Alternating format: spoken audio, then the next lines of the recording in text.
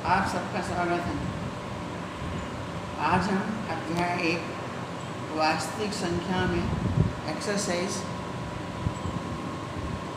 1.2 solve करेंगे। निम्नलिखित संख्याओं को अभाज्य गुणनफल के रूप में लिखिए।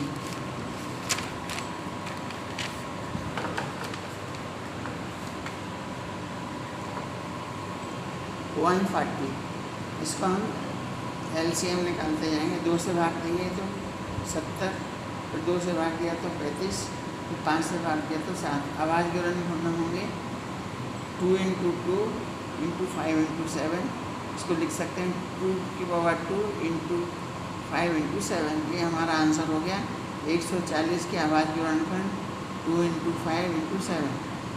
Next question 156। इसका भी हम एलसीएम निकालेंगे। 2 से भाग देंगे तो 78, फिर 2 से भाग दिया तो 39, तो 39 को 13 से भाग देंगे। 13 × 39 और 3। इसको हम लिखेंगे 2 × 2 × 3 × 13। तो इसको 2 के पावर 2 करेंगे × 3 × 13। तो अभाज्य गुणनफल 150 के होंगे 2 की पावर 2 × 13 × 3 × 13।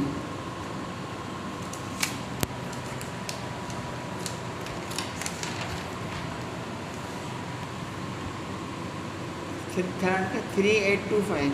इसका हम गुणनखंड करेंगे। पहले 3 से भाग देंगे तो जाएगा 1275, फिर 3 से भाग देंगे तो आएगा 4225, फिर 5 से भाग देंगे तो आएगा 85, फिर 5 से भाग देंगे तो 17, तो 17 में 17 का भाग देंगे तो 1।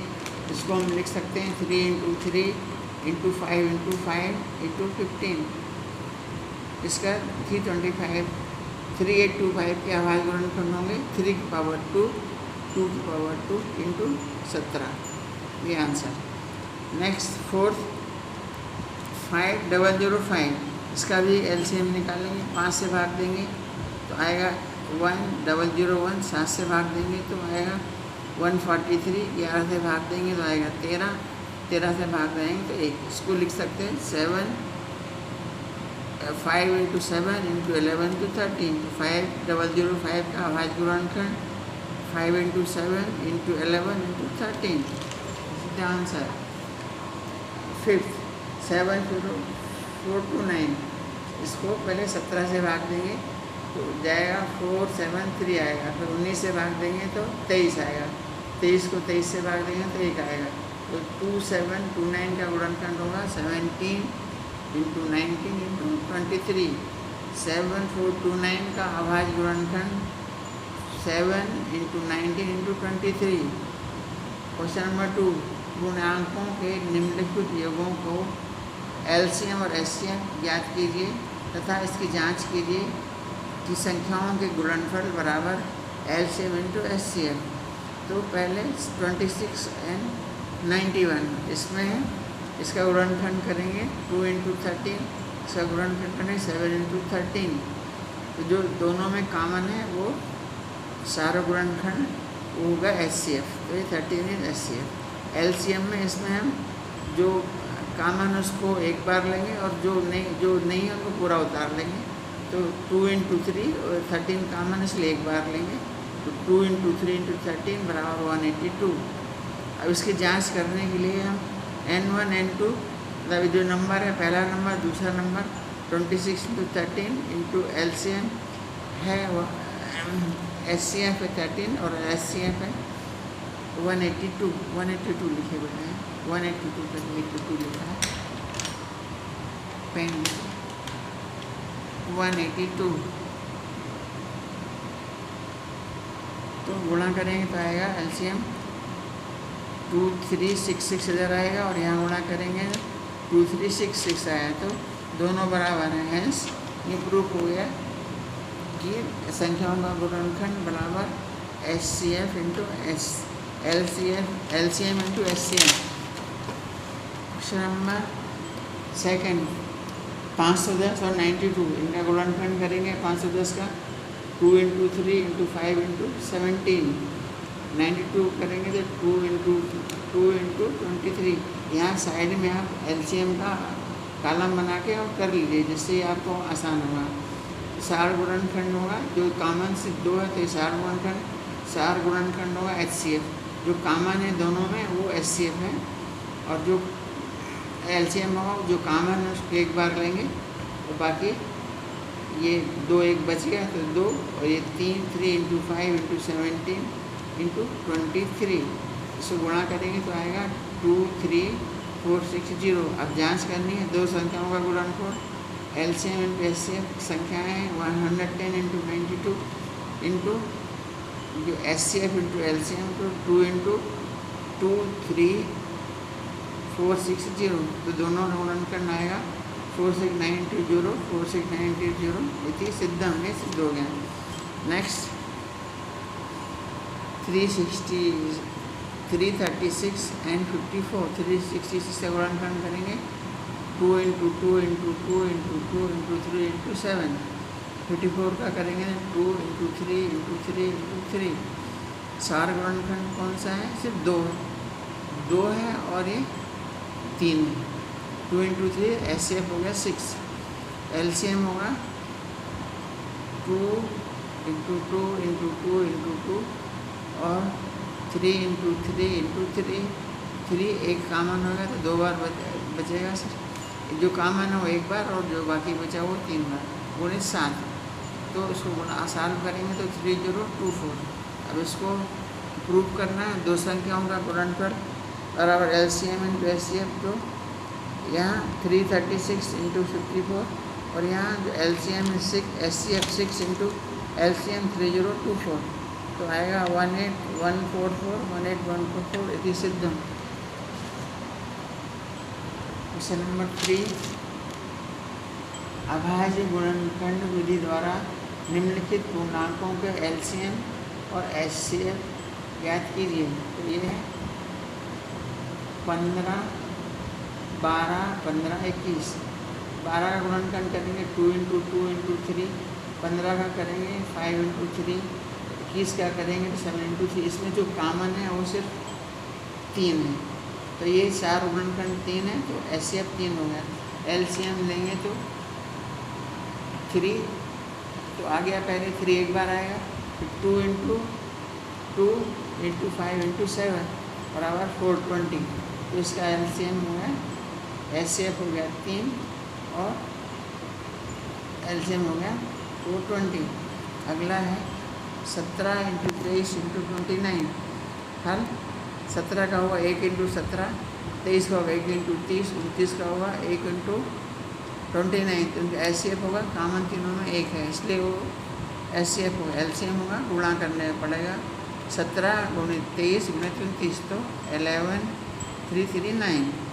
Next third question 8, 9, 25। 8 का गुणनखंड करेंगे 2 × 2 × 2। 9 का करेंगे 3 × 3। 25 का करेंगे 5 × 5। अन्य कोई सार, इसमें एक को छोड़ के कोई सार गुणनखंड नहीं है, इसलिए 1 होगा। इनका इसमें एक सब में हो सकता है, इसलिए HCF होगा 1। और LCM होगा 2 × 2 × 2, 3 × 3, 5 × 5, मतलब 8 × 9 × 25 बराबर रहेगा 1800।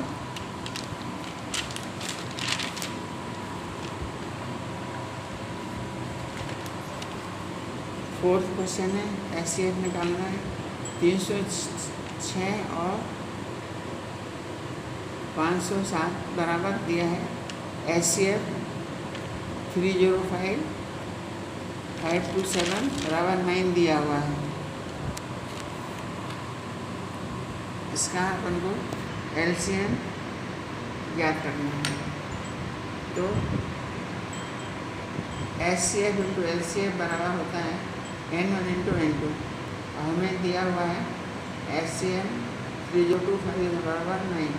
तो यहाँ पे LCM बराबर होगा N1 N2 अपन HCF।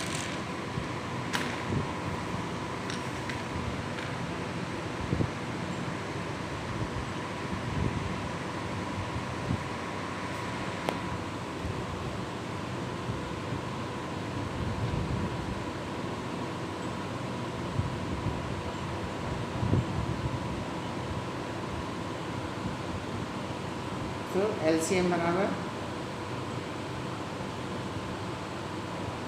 305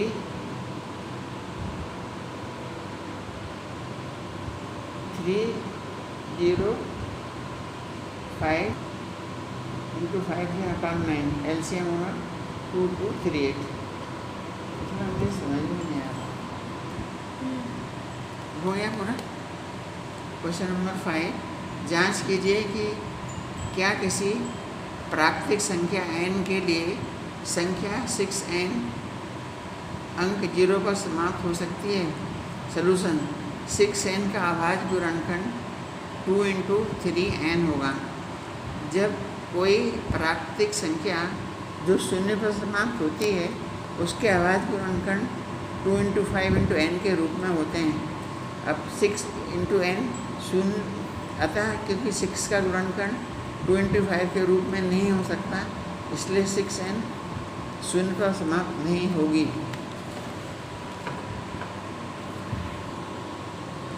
व्याख्या कीजिए 17 इंटू 11 दिख रहा है यहाँ, 17 इंटू 11 इंटू 13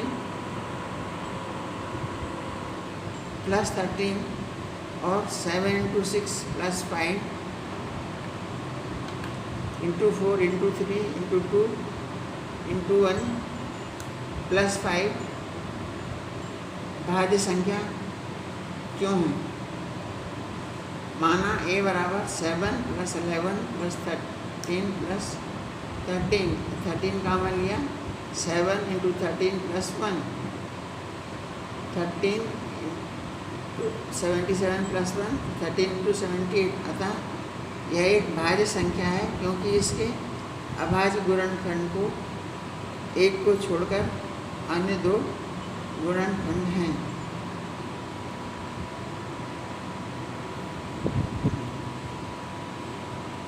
इसी प्रकार माना b बराबर 6 into 7 into 6 into 5 into 4 into 3 into 2 into 1 plus 5। इसमें हमने 5 कॉमन लिया। 7 into 6 into 4 into 3 into 2 into 1 plus 1। 100 solve करेंगे तो 108 प्लस 1 109 गुणित 5। अतः यह भी एक अभाज्य संख्या है क्योंकि इसकी भी अभाज्य गुणनखंड एक को छोड़कर अन्य दो गुणनखंड हैं।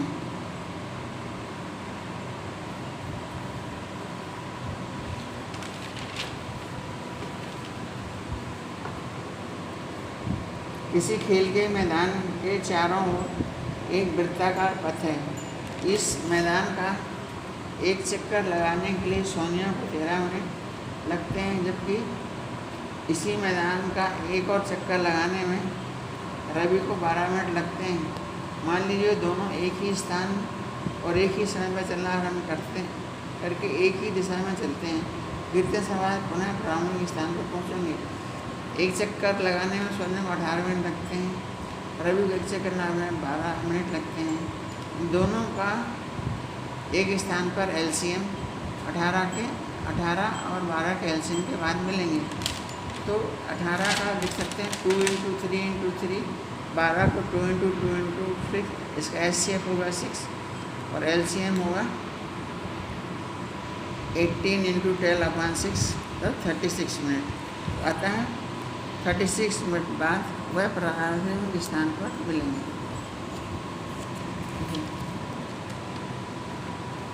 ये काफ़ी होगा।